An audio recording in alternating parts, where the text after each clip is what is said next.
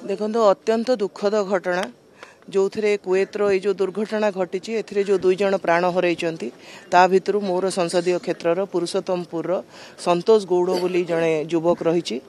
तेणु प्रथमे तो अमर आत्मार सद्गति कामना करुचु। महाप्रभु तांको पादपद्म आत्मा को स्थान दियंतु।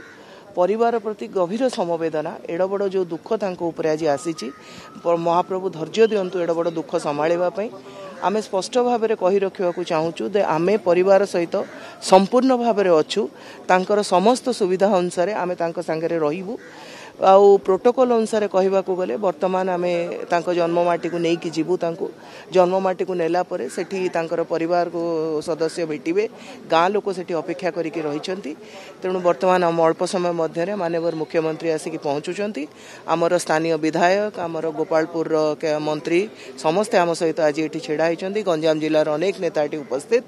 तेणु वर्तमान आसीगला मुख्यमंत्री पहुँचवा जाकि जहाँ निष्पत्ति नियाजिबो किंतु वर्तमान सुधा जहाँ जना पड़ुछि आमे तांको सीधा एटी पहुँचला भाई आम संगे उपस्थित अछंती। तांको सीधा नहीं कि आमे तांको जन्मस्थान को जीवु। सुनले जो कोए डेथ आज आछन बोले सुनले तो कालीडू आसी हम वेट करछु जेबे मिली बोले डेड बॉडी कहछन तो अपेक्षा करछु।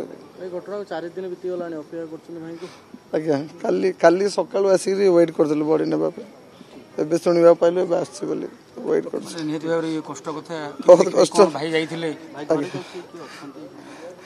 भाव जछन दिटा छुआ बापा मां छन।